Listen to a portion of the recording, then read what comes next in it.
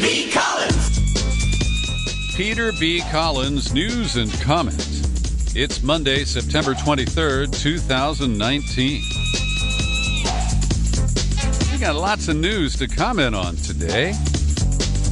And we're releasing a blockbuster interview with Scott Ritter, where he connects a lot of important dots about the so-called Kremlin mole and how he was used by CIA Director John Brennan in the Russiagate narrative. That's all coming up.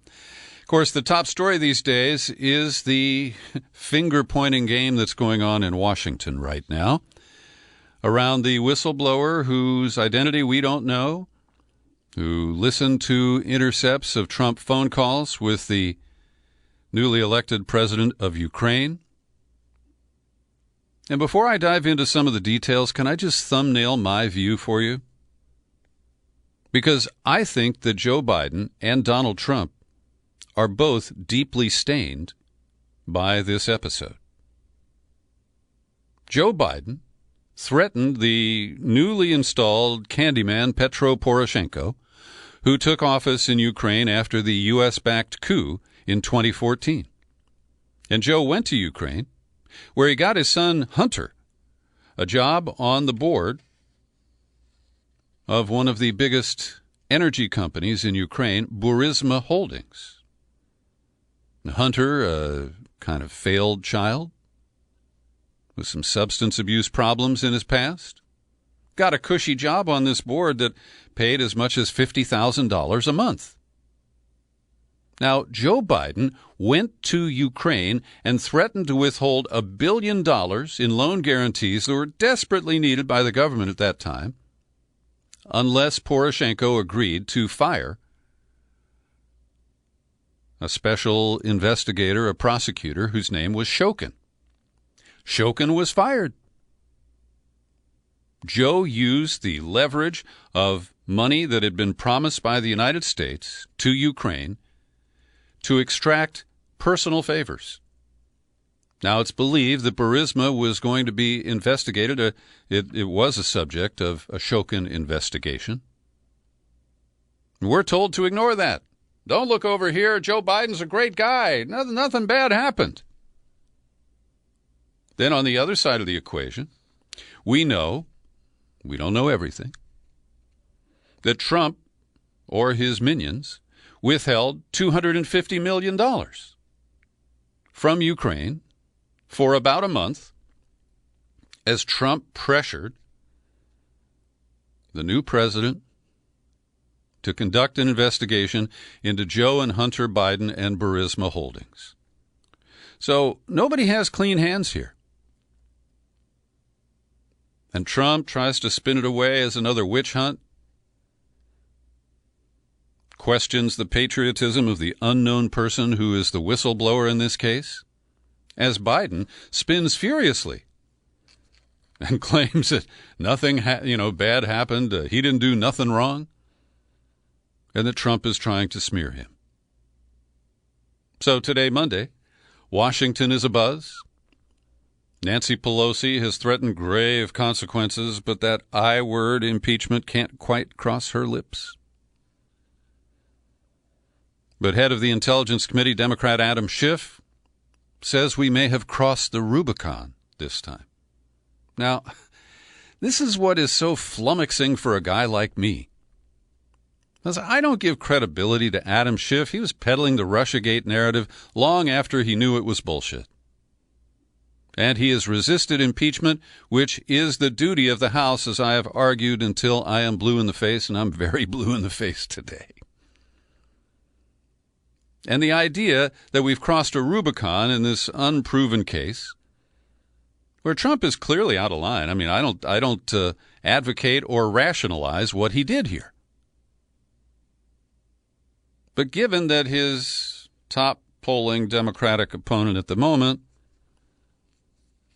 has dirty hands in Ukraine over a similar scheme, should give the Democrats pause. And, of course, I want them to cross the Rubicon. I have supported impeachment. They've got a slam-dunk case based on Michael Cohen's plea deal. They don't need this. They didn't need Mueller. But that's the way they're playing the game. That's the way they roll. You got Chuck Schumer trying to demand bipartisan support in the Senate, demanding a release of the transcript of that phone call. And he knows he's pissing right into the wind. And so the theatrics of this are on one level amusing and on the real level terribly frustrating.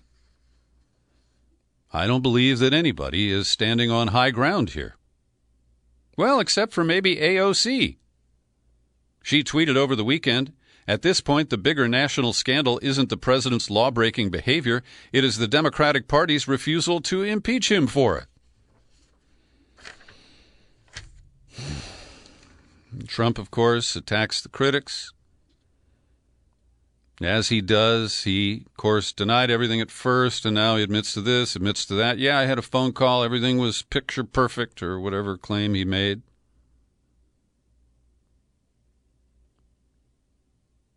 And we are left to scratch our heads and watch this play out.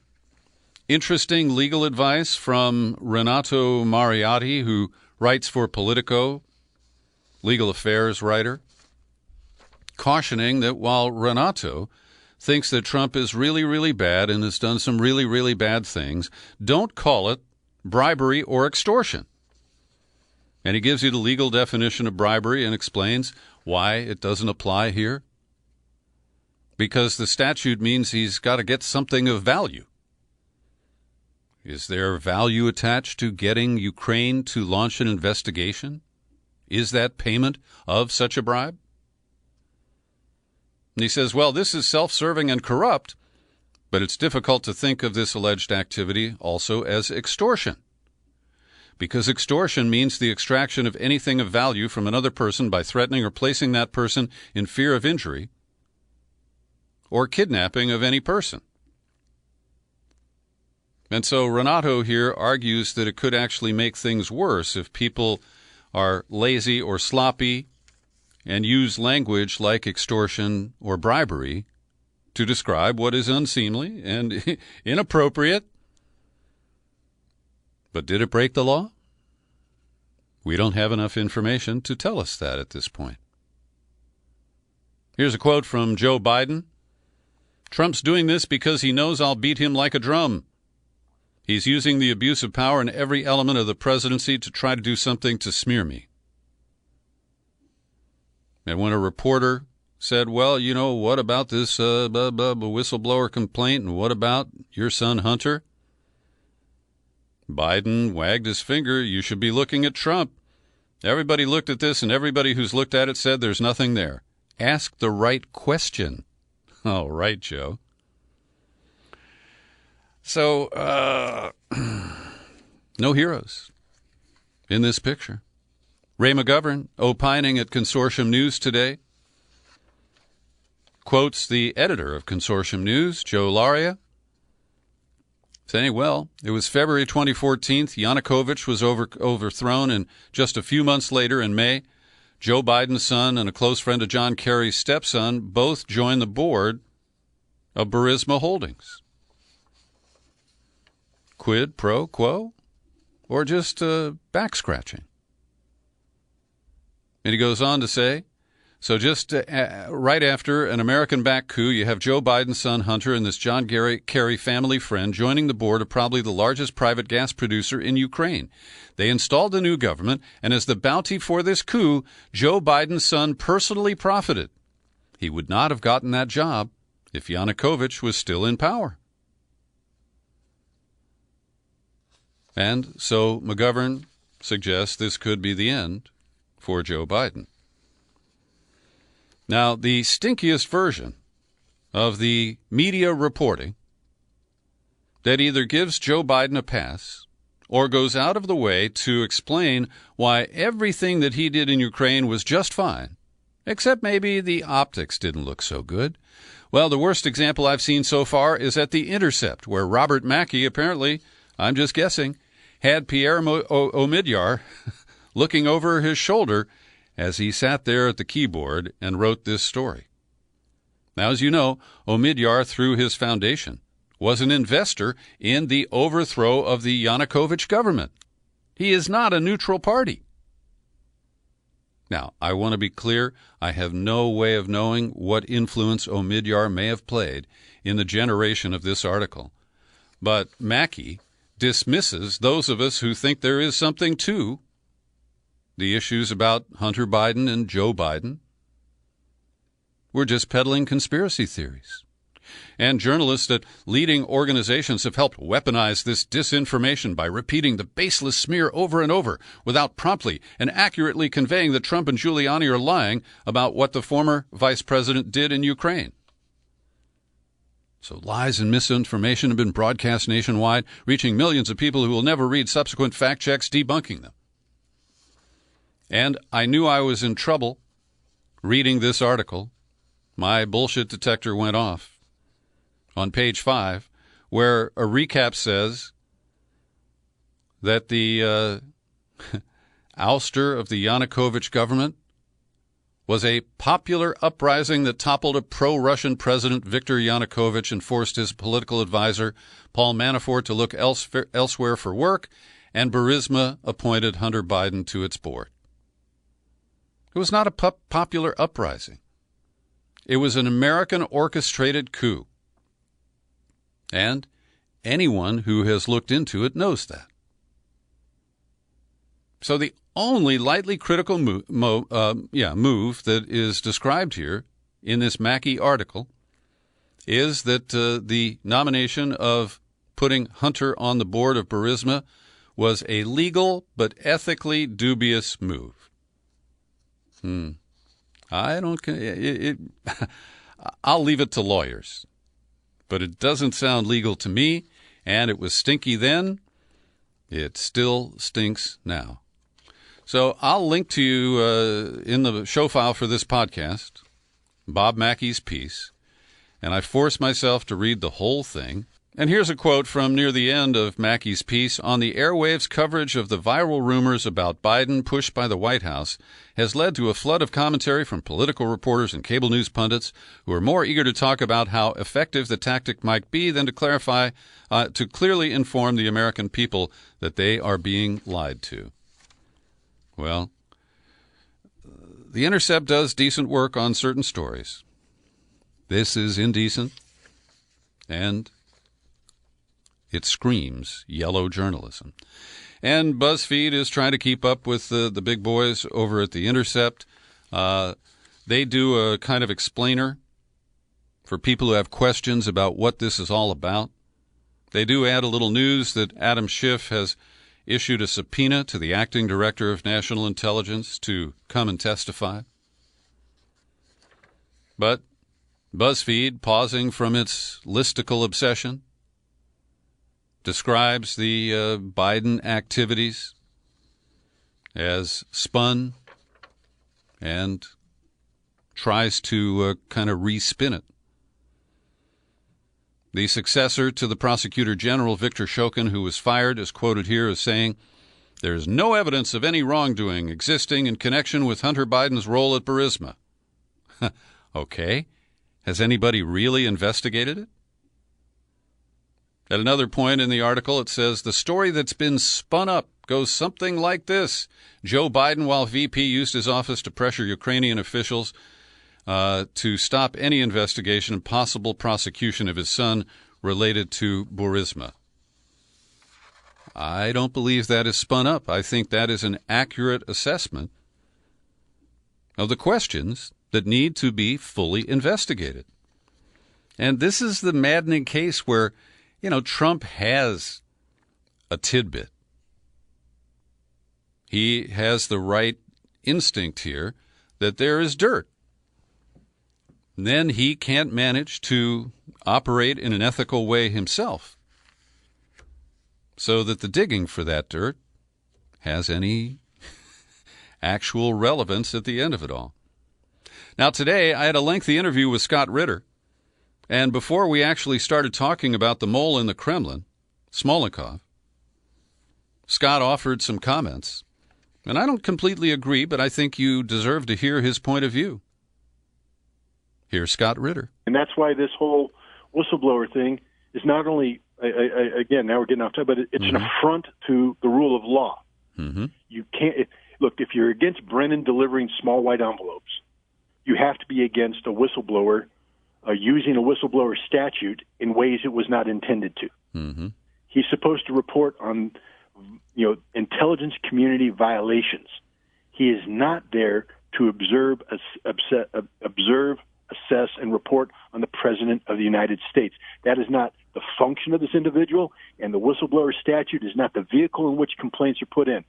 And this is, again, abuse of the rule of law by the intelligence community. So Scott Ritter's view is that this is an affront to the rule of law, an abuse of the whistleblower law, and his comment that, if you're against Brennan delivering information to the Obama White House that developed into Russiagate, that we should be leery of this process as well. And, Ritter does go on to say that he doesn't think that Biden has clean hands, and also that he thinks that Trump acted inappropriately.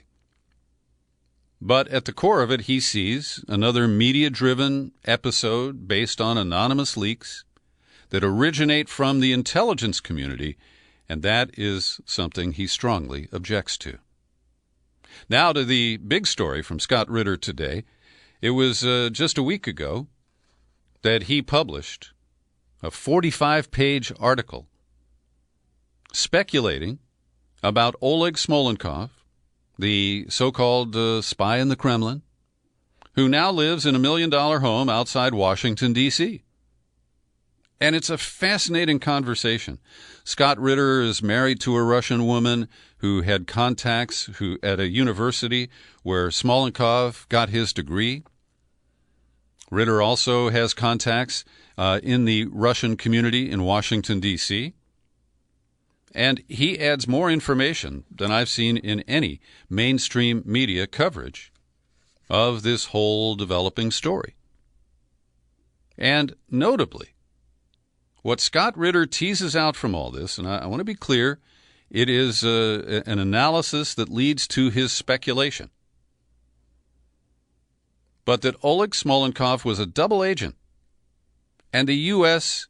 got suckered by Vladimir Putin because the Russians fed Smolenkov information that he fed John Brennan that led us to develop the whole Russiagate imbroglio. Here's another comment from Scott Ritter, this time about the mole in the Kremlin.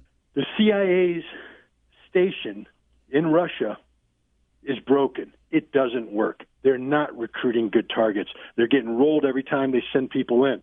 And yet they have the most highly placed intelligence source in the history of the CIA working in the presidential administration of Vladimir Putin, sending high-quality reports. Do you see that there's a little bit of a discrepancy there? Yeah. You go from the most incompetent CIA station in the world to the station running the most productive intelligence source, in the United States about Russian governmental intent. And that alone is a red flag. That says, hey, wait a minute, are we being played? And that was another thing that came out in the New York Times article, is that one of the counterintelligence concerns was that this guy could have been a double agent. Mm-hmm. And then we find that that when they initially tried to extricate him, he turned them down. And his refusal to be extricated was led people say, hey, are we being used here? Now, that was done without a timeline. So you were led to believe that this extrication took place sometime in the spring of 2017, after the president met with Sergei Lavrov and Kislyak in the White House, and, that all the brouhaha that came up after that. But then we find out that this guy was fired by the Russian government in December 2016. Fired, and that was the time when he was offered to be pulled out, and that's when he refused to be extricated. Right. That's when the counterintelligence red flag came up, and now this changes everything. I encourage you to listen to the full interview with Scott Ritter. I found him fascinating. I learned quite a bit from the article and from our conversation. It runs about an hour, and I'd love to hear your feedback after you've listened. Every day, I mention a couple of people who support my work here at the Peter B. Collins Podcast with your subscriptions. And it's my soft pitch way to induce other people to becoming subscribers. Have you figured that out? Douglas Cooper, Gunnar Gunderson, David Radcliffe, Elizabeth Vasquez. They each kick in $5 or $10 a month. Could you do that? I'd love it if you do. Because, I lose subscribers. People move in and out. Some people get pissed at me because they don't agree with what I say. And so I have a constant need for fresh subscribers. And you could help fill that need. Visit peterbcollins.com. Click on Become a Subscriber. Oh, it's on the menu tab. Then Become a Subscriber. You hit the sign-up page, and you'll be set in minutes with a new PayPal subscription. And if you don't like PayPal, because after all, Pierre Omidyar came out of there, you may communicate with me and make a contribution via the U.S. mail to Box 150-660, San Rafael, California, 94915. So I have to admit mixed feelings about Greta Thunberg. Today, she keynoted the opening session at the United Nations General Assembly, where they're holding a climate summit at the same time. And there are moments when I consider her to be a real leader. She scolded the adults at the age of 16 with some blistering comments. Here are a few quotes. "I shouldn't be up here. I should be back in school on the other side of the ocean. Yet you all come to us young people for hope. How dare you? You have stolen my dreams and my childhood with your empty words. People are suffering. People are dying. Entire ecosystems are collapsing. We are in the beginning of a mass extinction, and all you can talk about is money and fairy tales of eternal economic growth? How dare you? For more than 30 years, the science has been crystal clear," she continued. "How dare you continue to look away and come here and say you're doing enough when the politics and solutions needed are still nowhere in sight? You say you hear us and that you understand the urgency, but no matter how sad and angry I am, I don't want to believe that because if you really understood the situation and still kept on failing to act, then you would be evil. And that I refuse to believe." Her final comments, "You're failing us, but the young people are starting to understand your betrayal. The eyes of all future generations are upon you. And if you choose to fail us, I say, we will never forgive you." Now, I do not deny the power and the impact of Greta Thunberg's comments and her posture. My misgivings go back to some of my own issues, okay? In 1992, I got burned by the Kuwait disinformation campaign that trotted out a 13-year-old girl who crisscrossed the country. I did an interview with her, and I didn't believe that story about the babies being dumped from the incubators.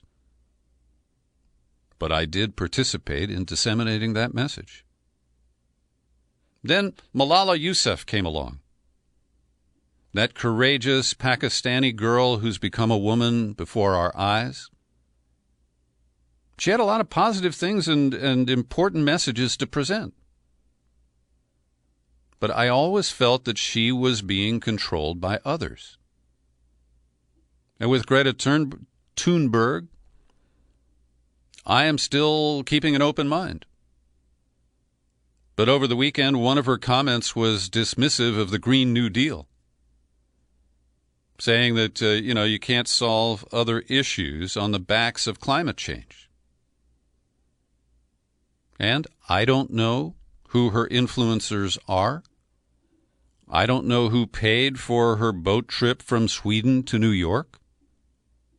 I don't know how much sophisticated PR agencies are working with this young woman to polish her message and make sure that it gets distributed.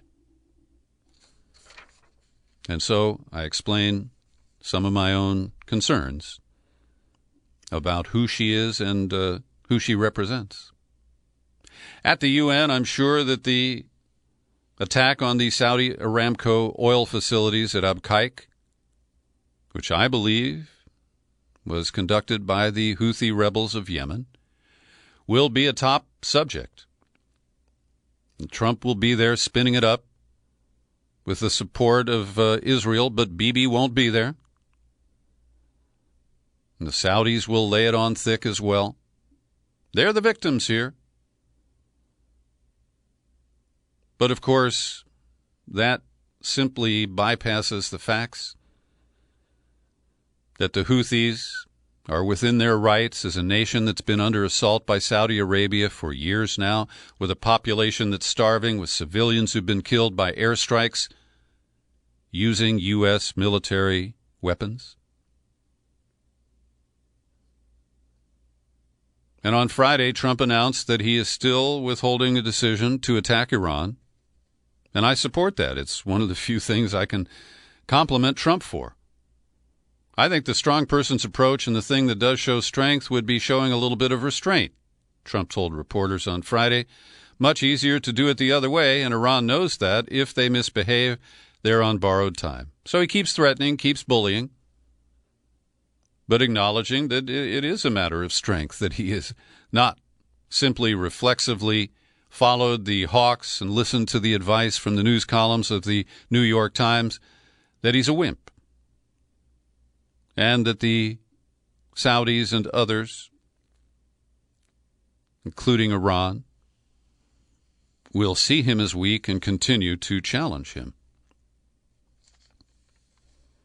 Meanwhile, Hassan Rouhani, the president of Iran, gave a speech as the Revolutionary Guard marched in Tehran over the weekend, marking the anniversary of the start of the Iran-Iraq War in 1980.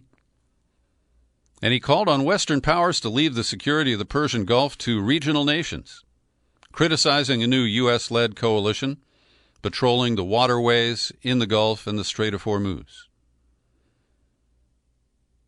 And he's right.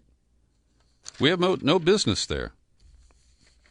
No treaties, no obligations, simply the profiteering interest of American corporations.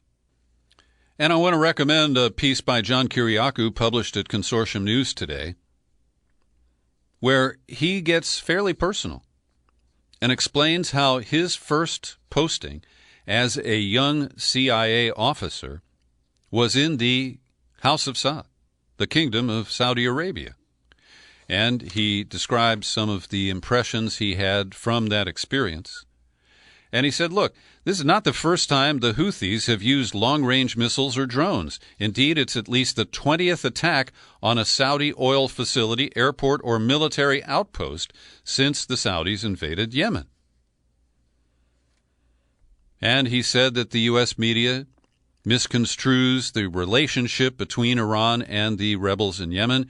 He writes, certainly the Iranians are on the side of the Houthis, but there's little to pin command and control on them. All available evidence points to the Houthis conducting their own military operations and not relying on Iran. The Yemeni government, however, is completely dependent on Saudi Arabia, which in turn is dependent on the United States. And he notes that Trump blamed Tehran even before the flames at the oil facility were brought under control, with no intelligence, no proof, no intercepts, no declassified photography of an Iranian launch site, nothing. And he writes, nobody wants to attack Iran more than the Saudi royal family and Israel. They've been obsessed with Iran for decades, and they want us to do their dirty work for them. The Saudis at least expect us to do their bidding. That's why they spend billions of dollars on our weapons and finance our think tanks. The protests, violent, combative, and bloody, continued on the streets of Hong Kong over the weekend. And the lead information from the AP, anti-government protesters burned a Chinese flag, police fired pepper spray. Officers accused some protesters of throwing gasoline bombs. But they don't mention the thuggish tactics of the police and the determination of the protesters. And as we discussed with Pepe Escobar, who was a longtime resident of Hong Kong and made a visit back there recently. There is an organic protest in Hong Kong, and there is stoking of it by the United States. Both are true. Unusual street protests broke out in Cairo over the weekend near Tahrir Square as a small group of demonstrators called for the resignation of the dictator and former military leader, who is named Abdel Fattah el-Sisi. And they were quickly dispersed by riot police using batons and tear gas, and likely that's not going to happen again soon. Now, there was a big mob rally in Houston, and it was co-hosted by Donald Trump. This was on Sunday afternoon. 50,000 people, whose heritage includes the nation of India, and I say it that way because they're not Native American Indians, gathered to salute the newly re-elected hardline Prime Minister of India, Narendra Modi.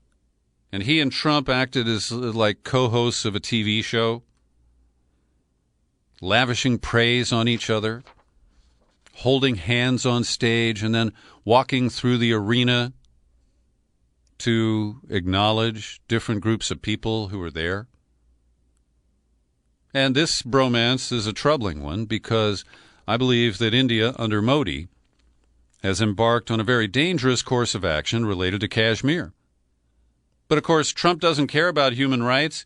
He doesn't care about disruption of the status quo and the instability that can lead to. No, he likes authoritarian types because then he sees himself in the mirror. Thanks for listening to my daily news and comment podcast. You're free to share it all over the place, including in India, where we do have some listeners. You'll find it on YouTube, and I'm still Peter B. Collins.